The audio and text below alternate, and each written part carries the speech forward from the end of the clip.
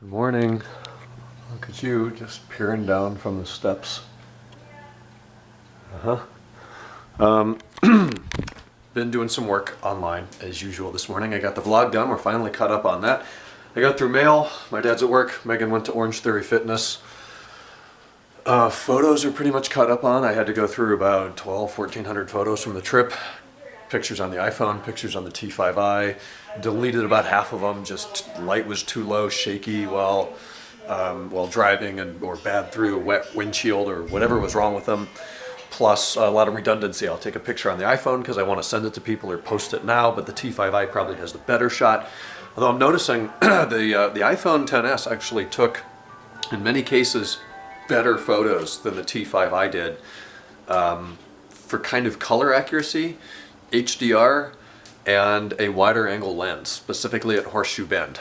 The T5i took beautiful photos there, although the bottom part that was in the shadows is pretty much just black. The iPhone's able to take a whole bunch of pictures and merge them together in a high dynamic range kind of situation and come up with a better quality shot. It's not going to replace the T5i for 90% of what I do, but in that specific instance, the iPhone was better.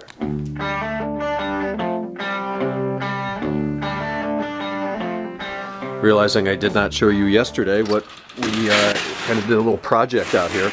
So, as I've said several times, when we were gone, they replaced the roof on the house, they power washed the house, did a lot of work, painted the trellis back here. All of this was like flaking off every time it rained. You had paint flakes everywhere. So all this is fresh paint. They replaced these end caps down here. They were rotting, so that's all new wood and painted. And we had Christmas lights wrapped around. It started here, that black cord wrapped around the PVC pipe, which is for irrigation. He used to hang potted plants from these hooks, which looked really cool. I don't know why he stopped doing that. Probably maintenance. But we had lights starting here, wrapped around this pole, wrapped around up there, wrapped around in the center, went all the way over to the last pole, and then came down to the ground.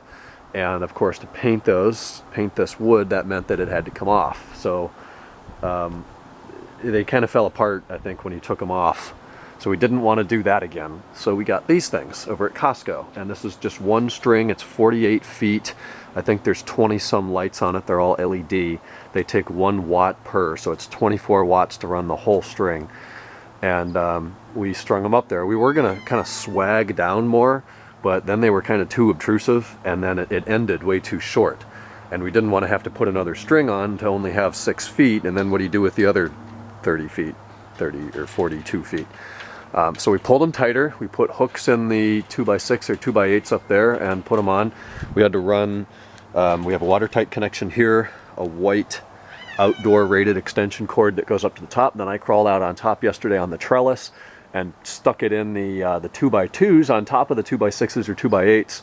Of course, you can't buy a 20-foot white cable. We had to buy 15, which was 6 feet too short. So there's another junction, watertight right about there. Comes over here. I coiled the rest. You can kind of see it right there.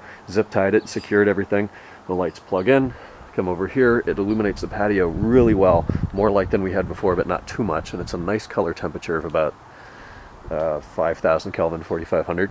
Comes over here, and we're short like 1 light. So we had to get an extension cord, and like 1 more light would have been perfect, but whatever. Nobody comes over here, and that's just the way it is. So looks very nice.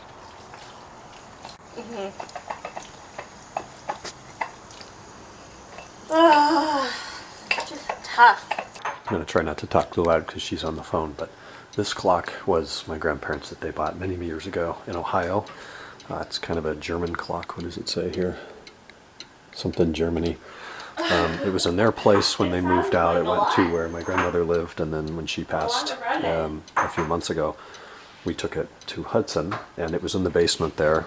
I knew it was going to be moving, so I didn't find a place in the house, but then we boxed it up and brought it here. But when it was at the nursing home she was at for a while, the people there did not take good care of it. She wasn't able to pull the weights, so they would pull the wrong ones. They broke some sprockets in there that had to be replaced. And then it was really keeping terrible time. I couldn't get it to keep good time. It didn't sound right. I kind of thought it was going to be done or time for a rebuild. So we bring it here, stick it in a box, which is horrible for clocks, shake it for 3,000 miles across the country, put it up on the wall, and it's running better than ever. I don't know why. It's taken very little calibration. It's keeping fantastic time. The chimes and everything like works way better. So I'm really happy about that. And then because everybody cares, this one I told you I took the chime block out of, took it to the place in Escondido. It's keeping stellar time. And with the chimes off, it's not using the chime weights, so only the center one to run the pendulum is descending, which it's a 7-day clock, so once a week I'll wind that back up. There's a switch here that I installed. When I replaced the movement, I didn't install the switch to turn the chimes off. And then I kind of thought, why did I do that? I have the switch, I just have to install it. So several months ago in Ohio, I took it apart and put the switch in, which I'm glad I did because I'm able to just open the door, flip the switch up to silent mode, and it'll just run like this until we get the chimes back, at which point I'll turn the chimes back on. Take exit 23 onto Bernardo Center Drive. Yeah, this is weird. I never drive this car 80, and if I do, I'm like illegal and passing people. Here we are in the 15, just okay, still passing people, but not as illegal as it would ordinarily be. And I don't like taking the 15 north because that's where all the trucks are. You don't notice the trucks if you head down towards the city or towards the beaches.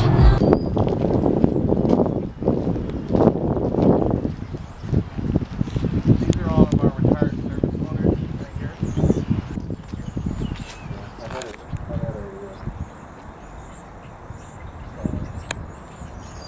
Donington gray, but the size difference is what's astounding.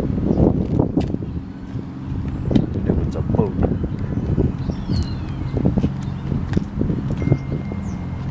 First California bike ride. That felt good, right? Tell me about what happened. Too hard. This little number that she got for $5 is worth just that. Actually, it's pretty nice for $5. We had to pump up the tires, adjust all the brakes. That thing doesn't work, it looks really old. But it's a 6-speed. And first gear is like my 4th. So going up all these hills and mountainsides is damn near impossible. And you don't have the torque. Ralph's, we're doing shopping. We went to Costco, returned some extra lights. I got my Costco membership card through her account, which is sweet. Now it's time to get some popcorn.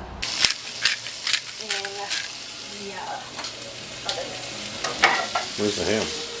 In the microwave.